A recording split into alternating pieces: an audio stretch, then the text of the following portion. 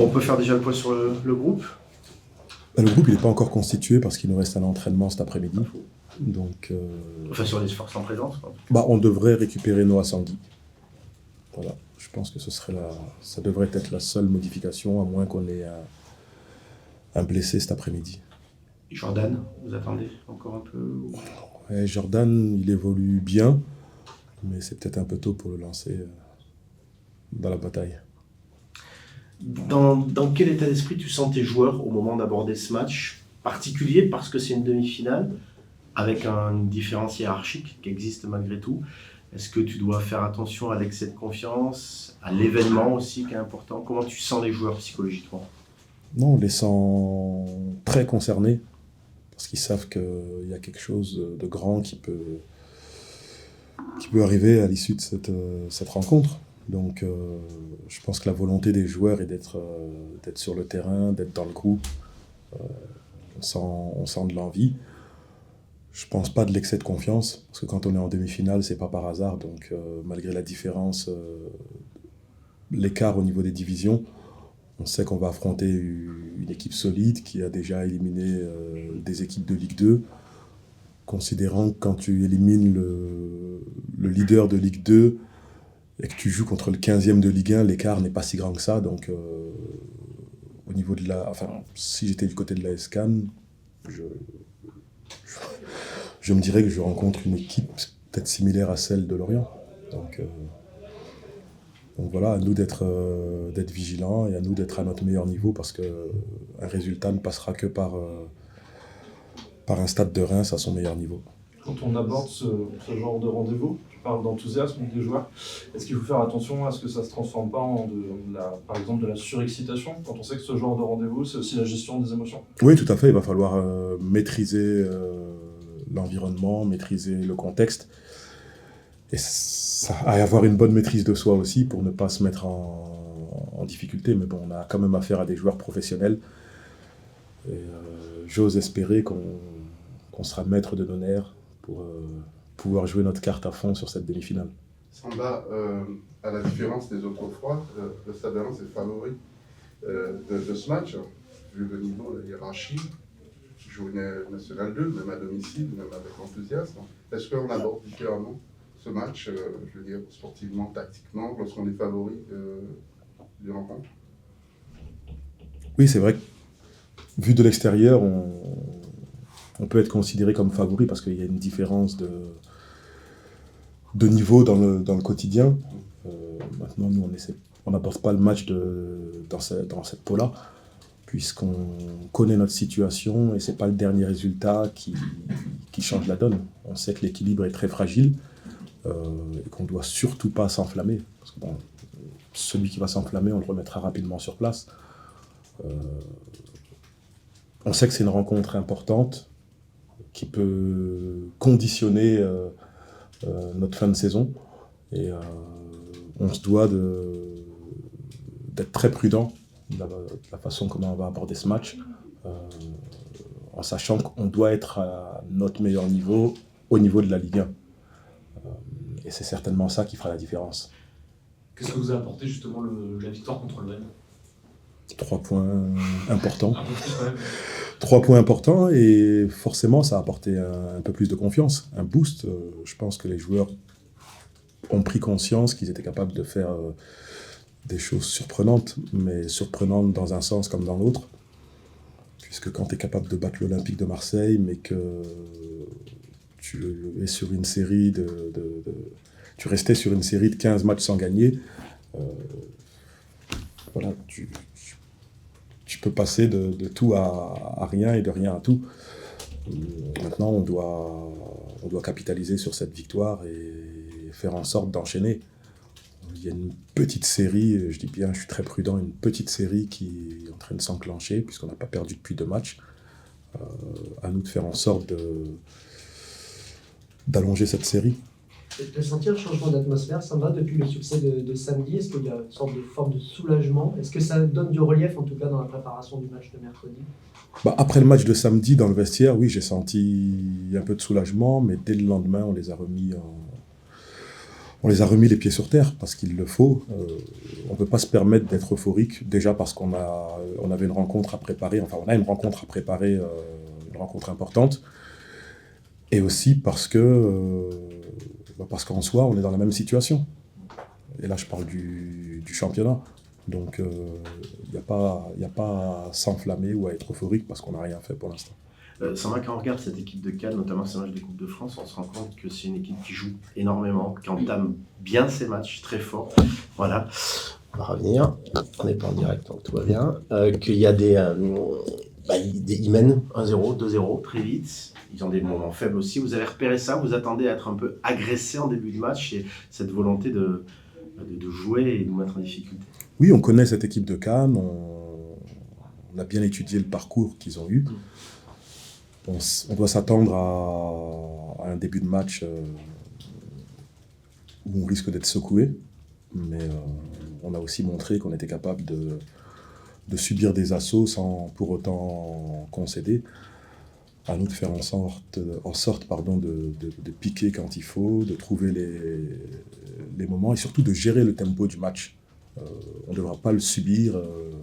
On devra faire en sorte qu'on puisse dicter aussi le tempo de ce match, ça sera important. Tactiquement, vous attendez un match différent au Bourgoin, qui avait joué bloc bas, qui attendait la fin, très regroupé. Même si c'était notre période pour vous, vous attendez à autre chose. Oui, c'est une équipe qui est joueuse, vous l'avez dit avant, ils ont toujours abordé leurs rencontres, même contre des équipes hiérarchiquement supérieures, en allant de l'avant, avec beaucoup de qualité offensive. Et je pense pas que la donne va changer et j'imagine qu'ils vont aborder le match de la même façon. Est-ce que la méfiance face à cet adversaire, elle est aussi nourrie par le fait que dans cette équipe, il y a aussi des joueurs qui ont connu le très haut niveau, je pense notamment à Shekendoy. Ça donne aussi l'impression, le sentiment que cette équipe, c'est pas vraiment, peut-être pas forcément une équipe de National 2, mais une équipe qui a aussi des qualités du dessus. Non, c'est pas une équipe de National 2. On l'a présenté aux joueurs comme étant une équipe de niveau supérieur à la National 2. Ils ont des propriétaires qui sont aussi propriétaires de l'AS Roma. Donc c'est le club de National 2 qui a le deuxième plus grand budget après Bordeaux. Donc c'est un club qui a des ambitions. L'ambition affichée, c'est de retrouver le monde pro d'ici quelques années.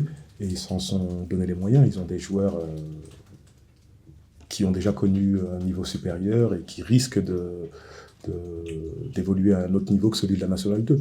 Donc on est conscient de cela et on aborde ce match comme un match de Ligue 1, même si c'est un match de Coupe de France.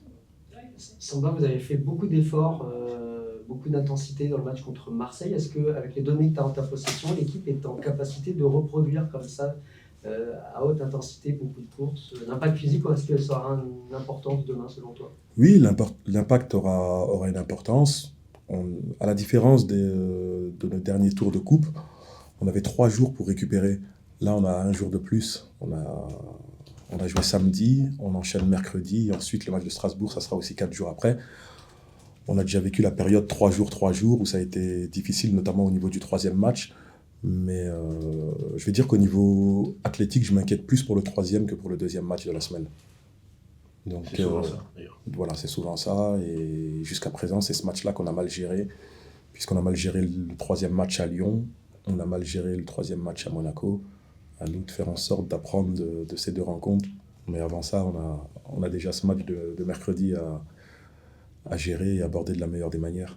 Et justement, on connaît la situation en championnat. Est-ce que le discours auprès des joueurs, c'est on prend un match l'un d'après l'autre, ou est-ce que c'est plutôt on se sert éventuellement de ce match de mercredi pour continuer à cette série et enclencher quelque chose derrière en Ligue 1? Oui, on veut poursuivre ce qui est entamé depuis Brest, mais on sait qu'on a une marche d'une finale de Coupe de France aussi. Donc ça vaut le coup de se donner et de tout faire pour aller chercher cette qualification, qui sera importante pour le club, parce qu'on n'a pas disputé de demi-finale depuis 88, on n'a pas disputé de finale depuis 77, je crois. Donc on pourrait réaliser quelque chose d'historique et on pourrait, grâce à ce parcours en coupe, bien terminer une saison difficile. Et ça, c'est pas non négligeable. Je pense vraiment que ce match peut avoir, si ça se passe bien, une influence sur la suite en championnat. Et si on est négatif, tu vas pas aimer. Si ça se passe mal, que ça pèse un peu dans les têtes? Il est important ce match pour Oui, vous? je suis certain, parce que s'il y a une perspective de disputer une finale, je vais être méchant avec les joueurs, mais tous les joueurs qui s'arrêtent dès qu'ils ont le moindre petit bobo, je pense que ce ne sera pas la même chose. Ouais. Ils auront envie d'être en finale au Stade de France, donc ils vont se faire violence un peu plus. Et ça va nous aider pour le championnat. Je ne dis pas que ce n'est pas justifié quand un joueur s'arrête, mais c'est quelque chose qui me dépasse un peu, parce que quand je jouais, je pense que j'étais très souvent loin d'être à 100%. Mais ça ne m'empêchait pas de faire en sorte de prendre sur moi pour pouvoir disputer des rencontres. Et ici, ce que je reproche aux joueurs, c'est que dès que ça devient difficile, on s'arrête. Et ça, on ne doit plus avoir cette mentalité-là. Donc je les titille avec ça, et j'espère qu'ils auront une carotte pour cette fin de saison qui leur permettra d'être sur le terrain, même quand ils ont des petits bobos.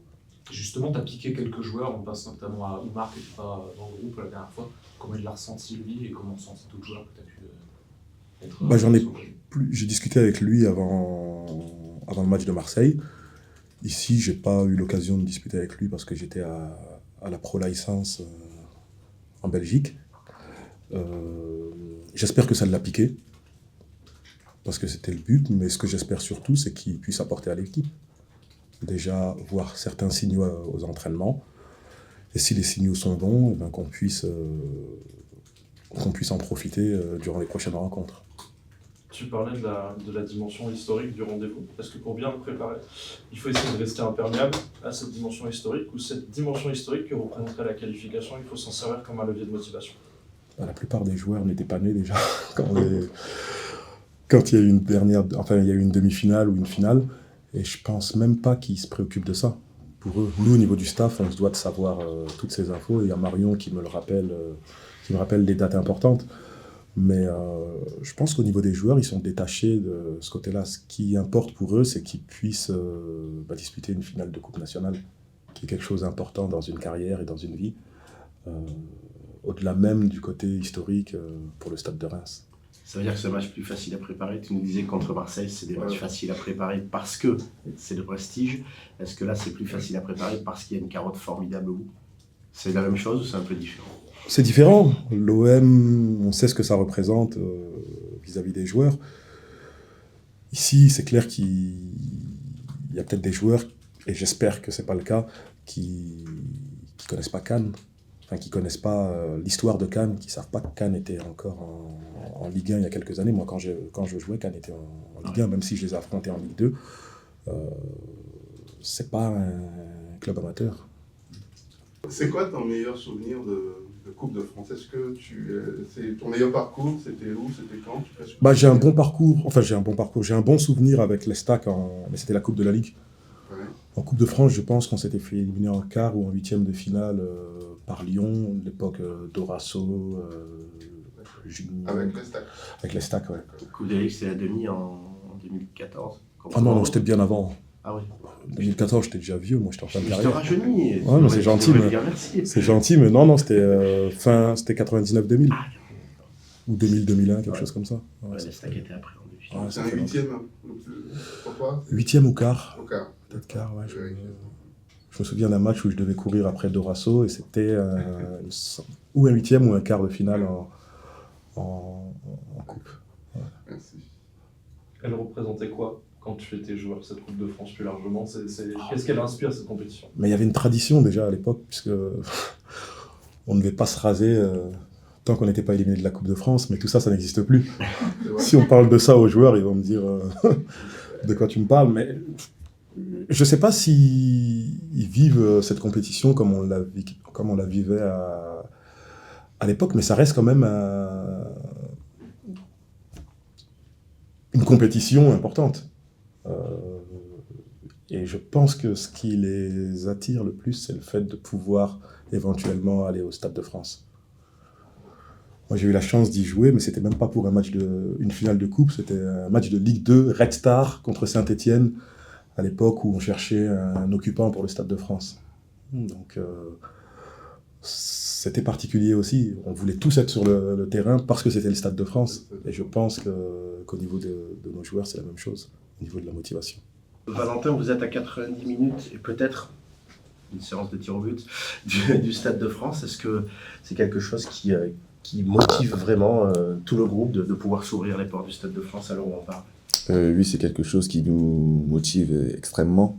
Voilà, on sait que c'est quelque chose qui tient à cœur les supporters, notamment aussi le président, tout le monde ici au club. Donc on est conscient de cela. Maintenant, on va tout donner pour pouvoir aller en finale. Le groupe est conscient que le président en rêve? Oui, Ouais. tout le monde est conscient. C'est vrai, il vous en parle? Non, il ne nous met pas de pression, il nous laisse. Et maintenant, on est tous conscients que c'est un rêve pour lui d'aller au Stade de France. Est-ce que tu sens tu sens déjà depuis quelques jours une atmosphère spéciale autour de ce match, ou le fait d'avoir reçu l'OM juste avant, ça a un petit peu, pas forcément fait penser les gens au match qui vous attend mercredi? Ouais, c'est ça. Vu qu'on a reçu Marseille il y a 2 jours, on n'a pas eu le temps de penser à ce match. Maintenant, aujourd'hui, on va bien le préparer pour pouvoir être prêt demain. Est-ce que le groupe ressent de l'intérieur une sorte de ferveur de l'extérieur? Il y a du monde qui va aller au stade à Cannes, il y a du monde qui va le regarder sur le grand écran ici à Reims. Est-ce que tu sens une sorte de ferveur autour de cette rencontre? Oui, notamment, je sais que le match il sera diffusé au grand écran à Renétis, si c'est ça. Beaucoup de supporters vont regarder le match.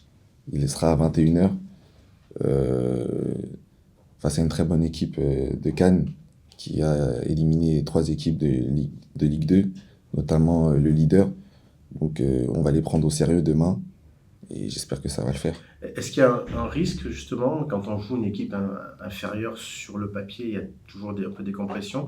Ou alors, voilà, on est en demi-finale, c'est pas un 32e, c'est pas un 8e tour, vous allez la jouer très au sérieux et pour pas passer à côté? Ouais, comme je l'ai dit, on va la jouer très au sérieux. C'est la Coupe de France, comme c'est la Coupe de France, il n'y a pas de niveau différent. On sera à l'extérieur, ils auront leurs supporters pour pousser aussi. Donc je pense que sur ce match-là, oui, il va falloir montrer ce niveau de différence entre une Ligue 1 et une N2. Mais forcément, avec leurs supporters, ça va leur booster et il faudra faire attention. Elle représente quoi quand on est joueur, cette Coupe de France?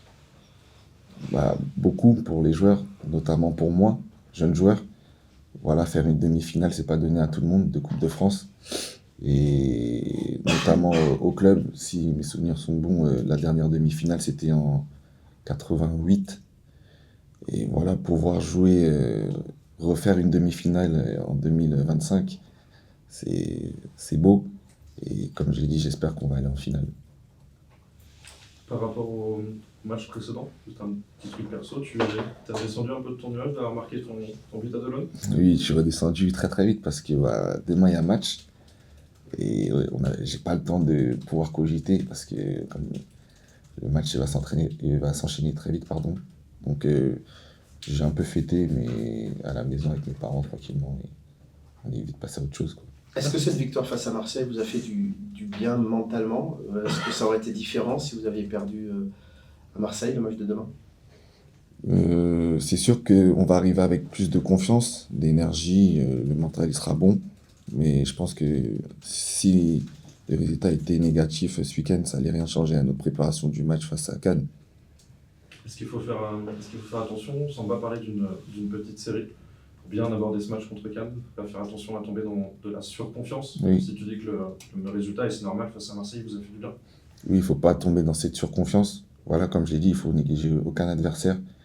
C'est une équipe de N2, mais il ne faudra pas la négliger et il faudra les prendre au sérieux.